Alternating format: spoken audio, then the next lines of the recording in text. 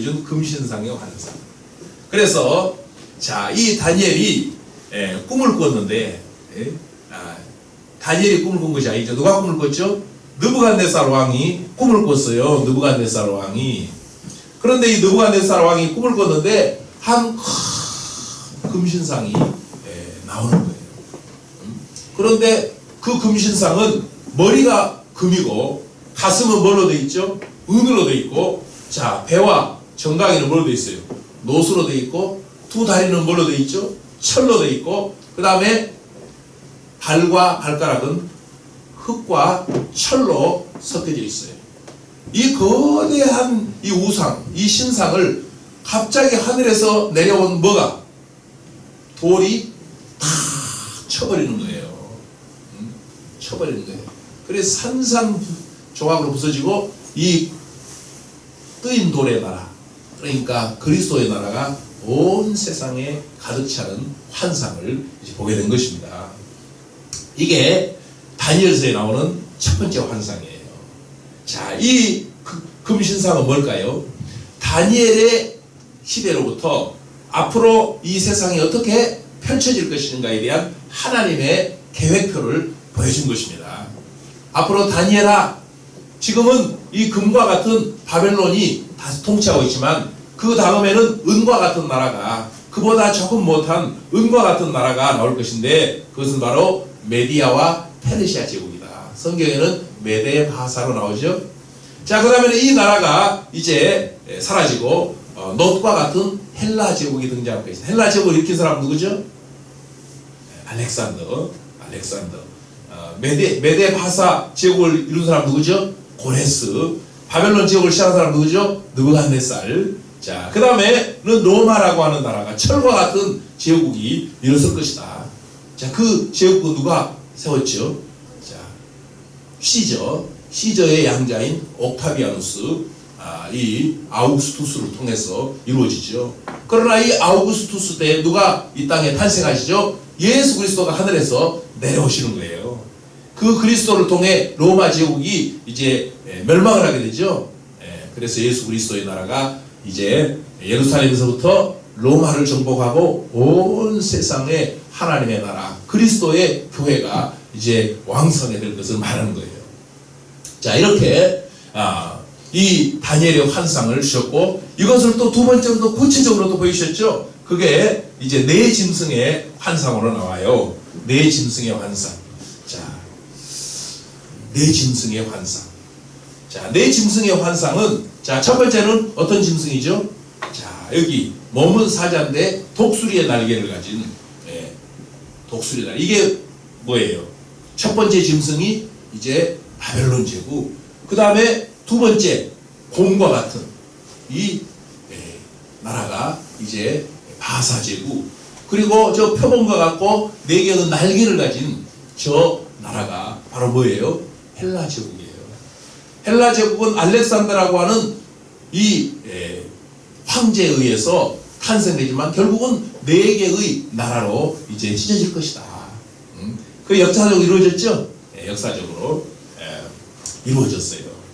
그리고 여기에서 이제 이 작은 뿔이 하나 나오는데, 그가 장차 역사의 종말에 있을 적그리스도의 모형으로서 안티오쿠스 에피파네스 4세라고 하는 이 셀루쿠스 왕조의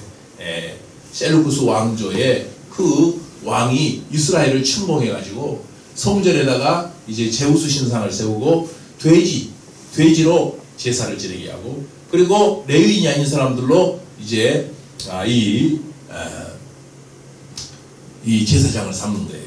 그래서 이 제사장들에게, 이 레위 지파 제사장들에게 이 제우스 신에게 숭배하고 돼지로 이제 피로 제사를 지내라니까 이 제사장들이 굴복했을까요? 안 했을까요? 안 했어요. 다 순교를 했어요.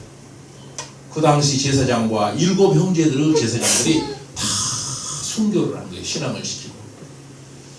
그리고 나서 이제 돈을 7달란트만 내면, 양을 7마리만 바치면 제사장으로 임명을 해서 거짓 선지자들이 이 통치를 했어요.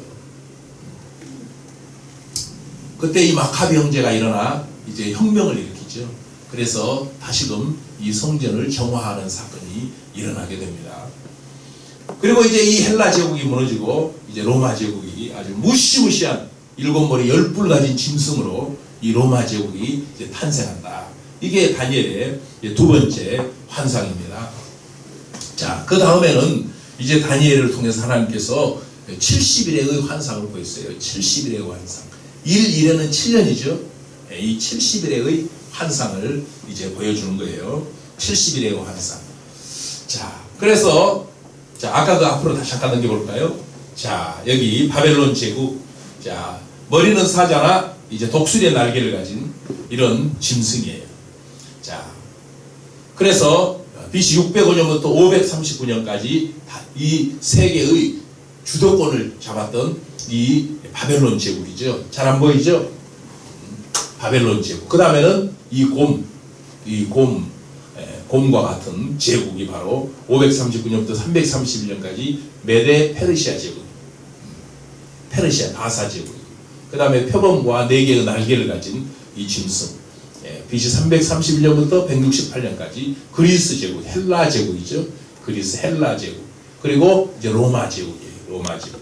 마지막에 아주 무시무시한 짐승.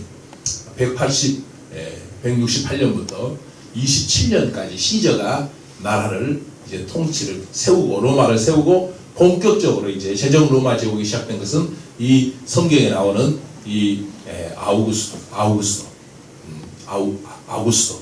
가이사 아우구스토라고 하는 옥타비아누스 황제 때죠. 자, 이렇게 로마 제국이 나오지만 결국은 뜨인돌에 의해서 이제 로마 제국도 무너지고 그리스도의 나라가 이 땅에 세워진다라는 것입니다. 이것이 그리스도까지의 초림까지의 역사예요. 이것을 그 다음에 70일의 환상을 통해서 보여줍니다. 그 표를 한번 보여주세요. 자, 이게 다니엘이 본 마지막 환상이에요. 마지막 환상. 자, 이스라엘이 어떻게 될 것인가? 이스라엘의 역사와 이제 종말의 그리스도의 이제 재림의 역사예요.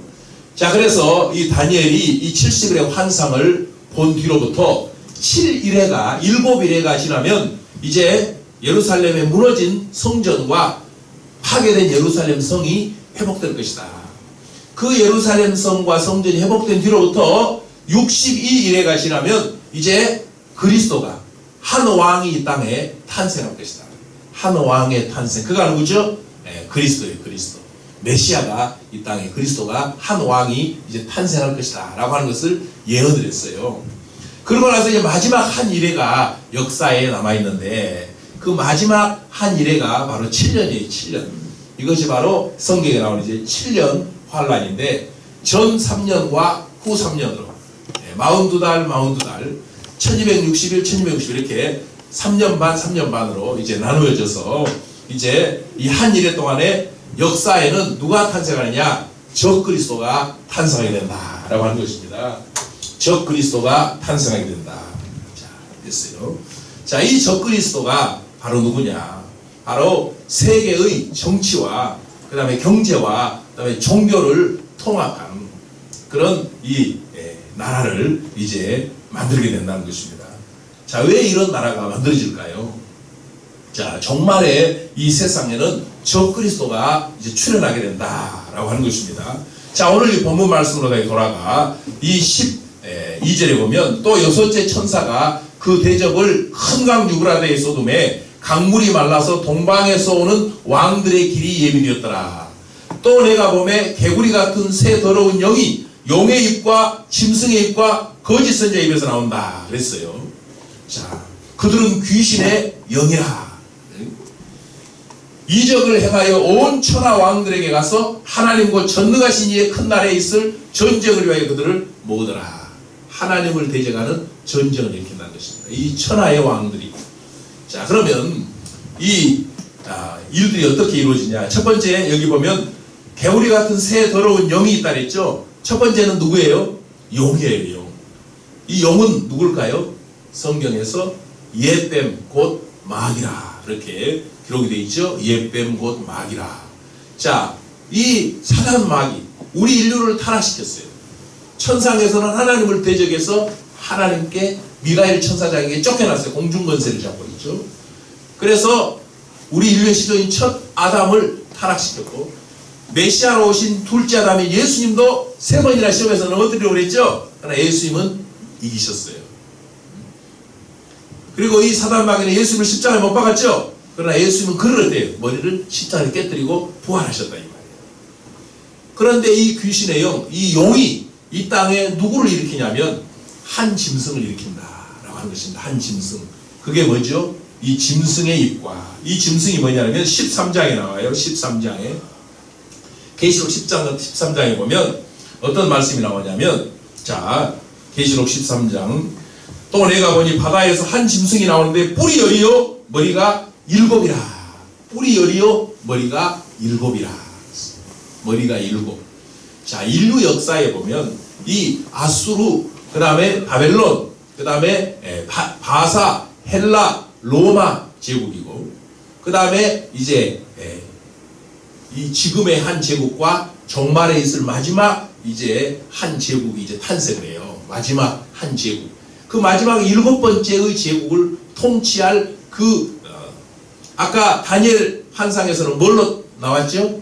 그 나라와 그 나라를 통치하는 자가 무엇으로 나왔어요? 키메라로 나왔잖아요. 그렇죠? 키메라라는 게 뭐예요? 하이브리드 짐승이죠. 하이브리드. 두 가지가 섞여져 있잖아요. 첫 번째 짐승은 무엇의 하이브리드였어요? 몸은 사자인데 날개는 독수리의 날. 이게 키메라란 말이에요. 키메라. 로마 신화에 나오는 키메라. 자, 다니엘이 보는 환상도 키메라였어요. 키메라. 바벨론 제국, 바사 제국, 헬라 제국, 로마 제국이 다 이 키메라예요. 키메라. 그래서 이 마지막에 이 7머리 10뿔을 가진 이 짐승이 이제 등장을 하는데, 그가 계시록 13장에는 바다 짐승으로 나오게 되는 것입니다. 이 바다 짐승에게 붉은 용 사탄 마귀가 세계를 지배할 수 있는 권세를 주신다는 것입니다. 그리고 두 번째는 이제 계시록 13장 자 10절 자 11절에 보면, 내가 또 다른 짐승이 땅에서 올라오니, 아까는 한 짐승이 바다에서 올라왔죠. 그런데 이번에는 땅에서 한 짐승이 올라온다. 땅 짐승이라고 그래요. 바다 짐승은 적그리스도고, 땅 짐승은 거짓 선지자라. 거짓 선지자.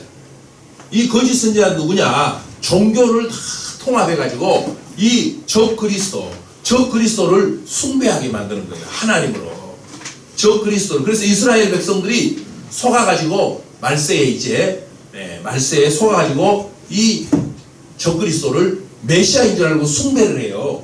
그런데 3년 반이 지나면 이 적그리스도가 내가 하나님이다, 나를 숭배하라고 자기의 우상을 성전에다 세우는 거예요. 예루살렘 성전이 이제 다시 곧 이제 세워집니다.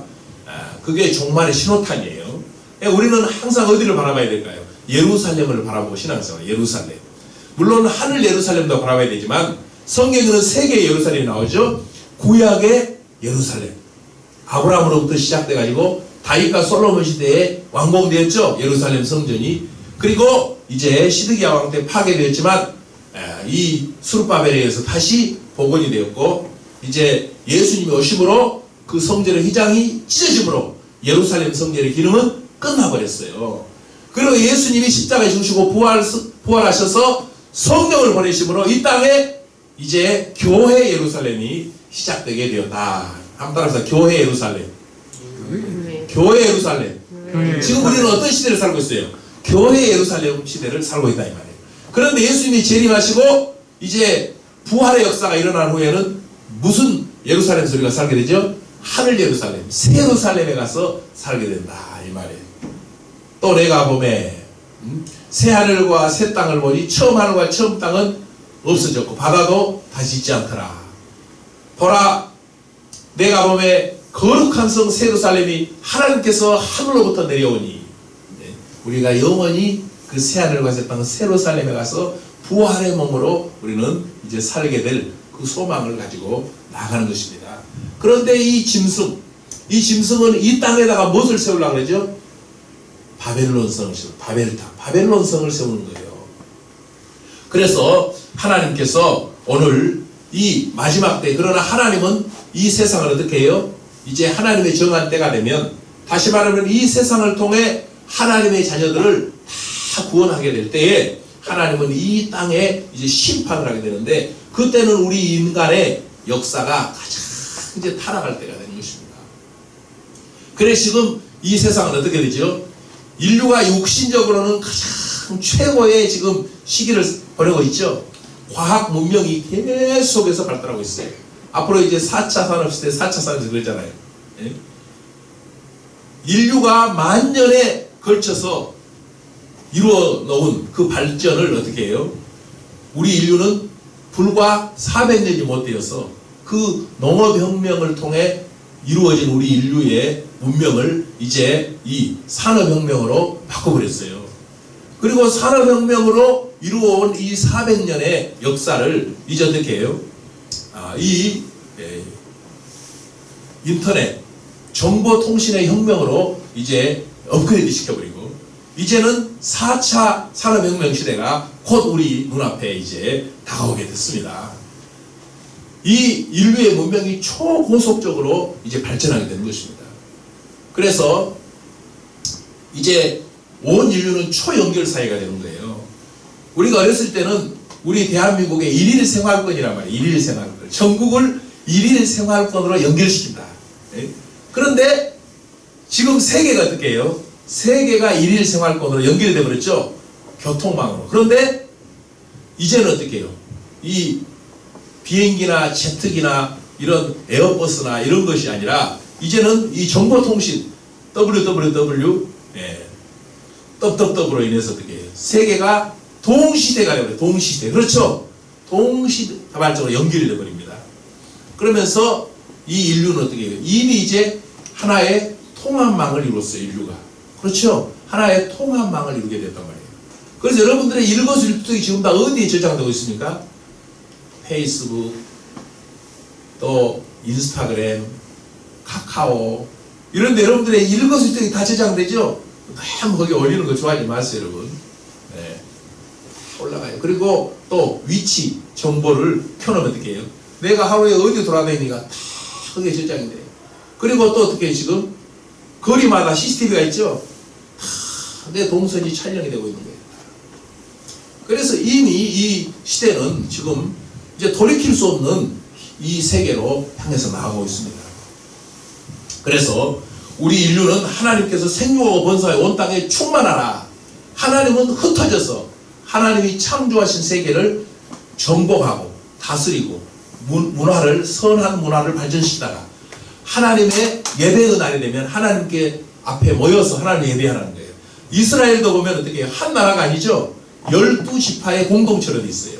12지파가 흩어져 살다가 절기 때는 성전에 모여 하나님을 예배하다가 또 흩어져서 자기의 삶의 자리에 있다가 또 모여서 하나님께 예배하는 이런 구조로 인간의 삶이 진행되는데, 하나님이 없는 사회는 어떻게 합니까? 하나의 독재자를 통해 하나의 독재자가 정치, 경제, 종교를 통합해가지고 온 세계를 이제 지배하려고 하는 이 정치 시스템으로 이제 나가게 되는 것입니다. 그게 바로 이제 이 과학 문명과 직결되어 있어요. 그래서 앞으로 인류가 자유롭게 개인이 살아갈 수 있는 세상이 점점 없어져 버립니다.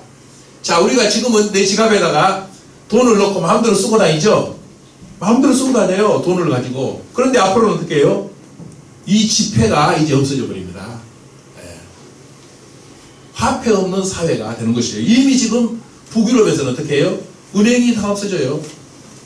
화폐가 없어지죠. 핀테크 산업으로 인해서 카드를 가지고 생활하거나 아니면 생체, 이 기술이 발전해서 손이나 이마에다가 조그만 칩을 심으면 어디 가든지 내 정보가 다 이렇게 주차장에도 들어갈 때도 결제가 되고, 극장에 들어갈 때도 결제가 되고, 백화점에 가서도 나오면서 그냥 물건 사가지고 쓱 하면 결제가 해야 되는 거예요.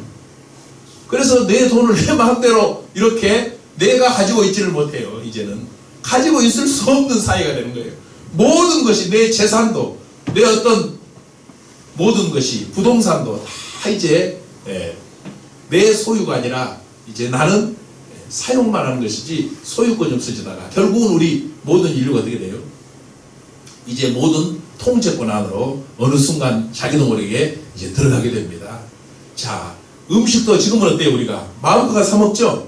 라면 사 먹고 싶으면 백화점 가 라면 사 먹고, 옷 사왔으면 옷 사지만 앞으로는 그런 사회가 될까요, 안 될까요? 안 됩니다, 앞으로는. 자, 그래서 농업이 점점 어떻게 되죠?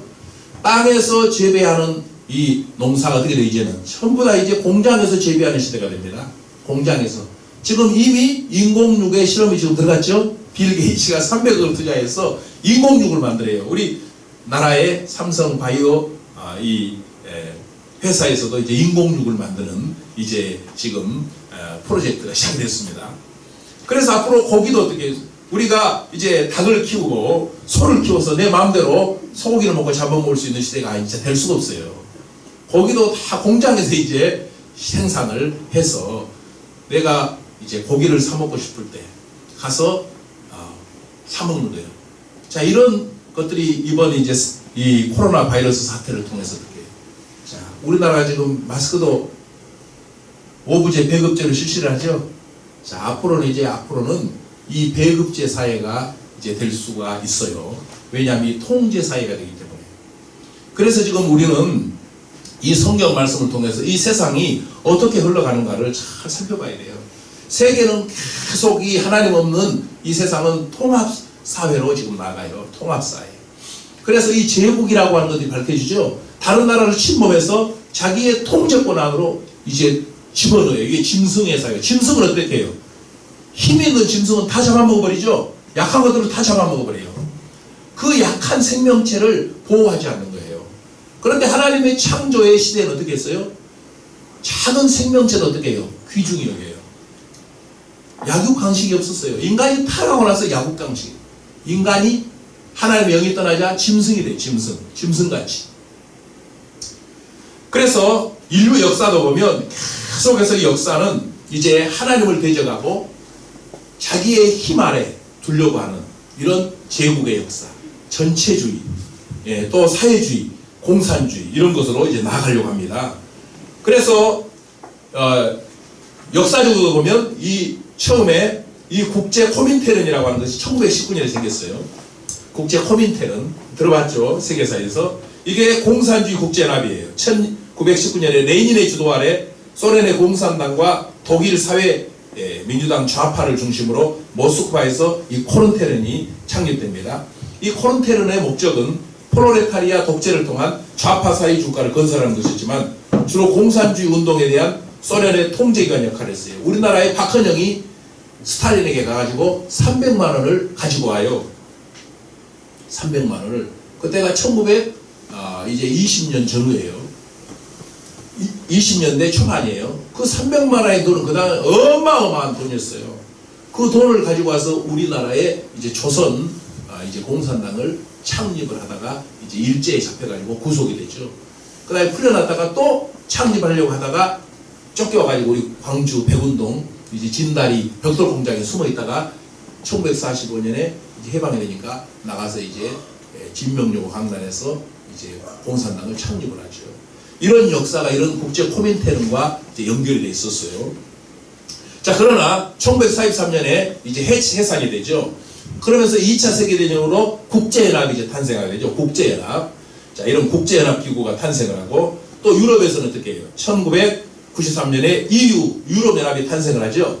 자, 이렇게 이 세계는 계속해서 통합의 운동이 일어나고 있습니다. 종교적으로는 어떻습니까? 종교적으로도 보면 세계의 이제 2차 대전 전후로 해서 WCC라고 하는 것이 생기게 됩니다. 교회 일치운동이에요. 교회 연합운동이란 말이에요. 그런데 교회가 연합한 것이 아니에요. 종교의 연합이었어요. 자, 무당들도 들어오고 사회주의 공산당도 들어오고 또 이 이슬람도 들어오고 그 다음에 불교도 들어오고 유교도 들어오고 세상의 모든 종교란 종교는 다 천주교와 함께 통합을 하자. 이게 바로 로마 카톨릭의 음모에 의해서 생긴 WCC라고 하는 것입니다. 그 안에는 기독교인을 5천만 명이나 종교개혁 시대에 죽였던 이 로마 카톨릭과 그리고 세계 인구를 약 이제 7천만 명 이상 죽인 이 사회주의가 그 WCC 안에 그 다음에 이 타락한 교회와 함께 연합되어 있는 것이 바로 WCC라고 하는 것입니다. 우리나라에서도 이 WCC가 2004년에 부산 백스코에서 열렸죠. 예.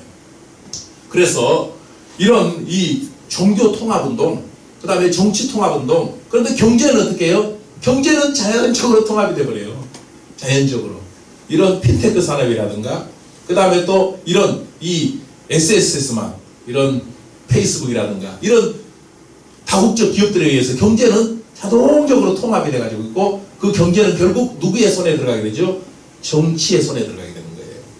그래서 우리 그리스도인들은 자, 이 요한계시록에 이 하나님의 시간표를 잘 봐야 돼요. 잘 봐야 돼요. 그래서 세계의 정치가 어떻게 흘러가고 있는가, 성경적으로 흘러가고 있는가, 반성경적으로 흘러가고 있는가 라고 하는 것을 잘 여러분들이 봐야 되는 것입니다. 그래서 우리 그리스도인들은 세상 사람들보다도 정치에 어떻게 관심을 가져야 될까, 안 가져야 될까요? 가져야 됩니다. 경제에 관심을 가져야 될까, 안 가져야 될까요? 가져야 됩니다. 그 다음에 종교에 대해서 어떻게 해요? 종교가 어떻게 흘러가고 있는가를 우리 기독교적 관점에서, 복음적 관점에서 철두철미하게 분석을 하면서 신앙생활을 멍하니 하다가 보면 어떻게 해요? 거기에 자기도 모르게 섞여져 버리게 되는 것입니다. 그리고 우리나라 정치도 어떻게 해요? 유심히 기도하면서 봐야 될까, 안 봐야 될까요? 우리나라 정치가 성경적으로 정책과 법이 제정되는가, 성경과 반대되는 방향으로 법과 정책이 시행되는가를 우리 그리스도인이 잘 봐야 될까요, 안 봐야 될까요? 잘 봐야 된다는 것입니다. 잘 봐야 돼요. 그래야 우리 성도들이 기도하면서 우편 양에게 속할 수가 있지, 아니면 까딱 자기도 잘못한 사이에 그냥 좌편 염소에게 서가지고 짐승을 따라가게 되는 것입니다. 짐승을 따라가게 돼요. 그래서 오늘 이제 이 성경 14장부터 하나님의 종말에 이제 심판이 시작되는데, 이 세상을 하나님이 심판하기 전에 먼저 참교회 안에 속한 생명체 기록된 성도들을 우리 예수님께서 공중에 재림하셔서 먼저 싹 이제 이 들림받게 하신 거예요. 누구야 올라오라면서 우리가 예수님이 변화되어 승천하신 것처럼 우리 그리스도인들이 먼저 승천을 하게 되고, 이제 택함받지 못한 이 세상, 이 짐승 적그리스도에 의해서 666표를 받고, 이 666표가 중요해요. 여러분, 교회 다니는 사람들은 다 666이라는 말을 들어봤을 거예요. 자, 이 666이라고 하는 것이 뭐냐면, 이 계시록 13장에서 바다 짐승과 땅 짐승, 곧 바다 짐승 적그리스도, 이 적그리스도가 세상의 정치, 경제, 종교를 통합한 이제 세계의 총통이 되는 것입니다. 세계의. 이 세계가 어떠한 사건들로 인해서 하나가 돼요. 자, 오늘 이 코로나 바이러스, 이 전염병이 그러한 어떤 앞으로 세상이 어떻게 될 것인가에 대한 희미한 그런 이 단서를 제공해 줍니다. 여러분, 이제 지금은 세계적으로 한 지금 10,000명 정도 감염이 됐나요? 코로나가 10,000명 정도 감염되고 몇 명 정도 죽었죠? 한 3,000명 정도 죽었나요? 못 죽었죠? 그런데 이렇게 지금 세계가 지금 두려움과 공포와 이 팬데믹 현상이 일어나는 것입니다. 그런데 앞으로 이제 슈퍼 박테리아의 이 공격으로 인해서 인류가 어떻게 해요? 유럽의 그 중세 때 흑사병과 같이 광주 시민 중에서 막 10만 명이 죽었다고 생각해 봤어요. 145만 중에 14분의 1이 죽었다고 생각해봐요. 얼마나 공포가 심하겠어요. 그렇죠? 그리고 먹을 것이 없어요. 지금 미국에서도 막 이 대형 판매점에 가서 생필품이 다 동나버리죠? 이탈리아에도 마찬가지고. 우리나라도 조금만 더 가면은 지금 예전에 그 무슨 사건이 있었죠? 메르스나 또 사스 때처럼 그런 사재기 현상이 일어나게 된 것입니다. 먹을 것이 없어서 어떻게 해요? 생수도. 물도 이제 예전에는 우리가 우물에서 받았는데 수도꼭지에서 물이 나오죠? 물도 내 마음대로 이제 쓸 수 없는 세상이 올 수가 있어요. 그래서 666표를 받지 않냐면, 자, 이 666에 대해서 하나님의 말씀, 자, 계시록 13장 16절, 그가 모든 자, 곧 작은 자나 큰 자나 부자나 가난한 자나 자유인이나 종들에게 그 오른손이나 이마에 표를 받게 하고, 누구든지 이 표를 가진 자 외에는 매매를 못하게 하니, 이 표는 곧 짐승의 이름이나 그 짐승의 수라.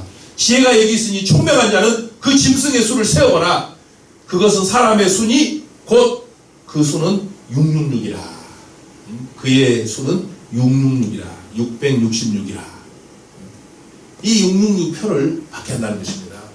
그래서 이 666표를 받지 않냐면 매매를 하지 못해요. 팔지도 못하게 하고 사지도 못하게 하고. 그러니까 사람이 어떻게 되겠어요?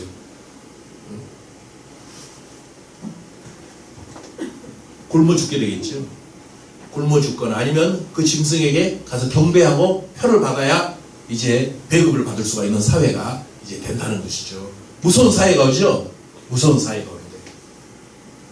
그런데 우리 하나님은 그래서 표를 받지 않는 자는 다 죽인다는 거예요. 그리고 짐승의 표를 받고 경배한 자들은 또 어떻게 돼요? 하나님의 심판을 받아요. 그래서 이래도 죽고 저래도 죽는 거죠. 그런데 하나님이 예수 그리스도 하나님의 아들과 그의 복음을 굳게 믿는 이 슬기로운 다섯 처녀들, 참 그리스도의 신부, 참 교회에 속한 자들은 하나님이 이러한 환난의 때를 보지 않고 하나님이 들림을 받게 하신다는 거예요. 이게 이제 이 16장 다음에 나오는 이 17장의 마지막 종말의 교회의 모습이에요. 지금 시간이 다 됐는데 마지막 종말의 교회의 모습도 두 개로 나눠진다는 것입니다. 이 17장에 보면 뭐가 나옵니까? 거기 보면 3절에 보면 1절에 보면 또 일곱 대접을 가진 일곱 천사 중 하나가 와서 내게 말하기를 이리로 오라. 많은 무리에 앉은 큰 음녀가 받을 심판을 내게 보이리라. 많은 무리에 앉은 큰 음녀의 심판을 보여주겠다는 거예요. 하나님께서. 자, 이 음녀가 누구냐면 땅의 임금들도 그와 더불어 음행하였고 땅에 사는 자들도 그 음행의 포도주에 취하였다. 나라의 정치가들도 이 음녀와 타락을 하고 그 다음에 땅에 사는 모든 백성들도 이 음녀와 타락을 하는데 이 음녀가 누구냐면 음란한 여자죠. 음행하는 여자죠. 이게 누구냐면 타락한 교회를 말하는 거예요. 타락한 교회. 오늘 이 시대에 타락한 교회들이 지금 절반이 넘어버렸어요. 하나님의 말씀에 벗어난 세상적 그 사상을 정치 사상과 이런 이 철학 사상과 이런 이데올로기를 받아들이는 거예요. 그게 대표적인 것이 뭐죠? 동성애죠. 동성애, 동성혼. 그 다음에 이 거짓 인권법이에요. 차별금지. 이게 뭐예요? 예수 그리스도만 구원자라고 가르치는 종교를, 기독교를 탄압하기 위해서 만든 거예요. 이게. 그런데 얼마 전에 중국의 시진핑이 8천만 공산당 대회를 하면서 무엇을 했죠? 앞으로 공산당원들은 절대 종교를 믿지 말라. 우리는 마르크스주의에 따라 공산당을 이루어야 되는데, 세계 공산화를 이루어야 되는데, 종교는 우리 이 공산화를, 이 공산주의를 이제 반대하는, 저해하는 것이다. 그러니까 절대 종교를 믿지 말라고 하면서 십자가에다가 다 불을 질러버렸죠. 중국에 있는. 그리고 십자가 탑을 무너뜨리고 교회가 공산당의 그 이론을, 공산당의 사상을 신봉하지 않으면 절대 이 중국에서는 교회가 설립될 수, 어떤 종교도 설립될 수 없다고 못을 박았죠. 제가 이제 영상이라고 준비했는데 시간이 없으니까 넘어가고, 이 마지막 때는 음녀의 교회가 있다는 것입니다. 그래서 이 음녀의 교회는 어떤 것이냐면 그 여자가 붉은빛 짐승을 탔다는 것입니다. 붉은빛 짐승. 이 붉은빛 짐승이 뭐냐면 붉은 용을 섬기는 이 붉은 용에 의해서 통치되는 이 땅의 이 적그리스도를 말하는 거예요. 이 짐승. 자, 이 큰 바벨론을 통치하게 될 이 일곱 머리 열 뿔을 가진 이 짐승과 음행하는 여자라고 말이에요. 그러니까 이 세상의 정치와 이 세상의 종교와 연합한 이 종교, 이게 이제 기독교 안에서 나와요. 앞으로 이미 나왔어요.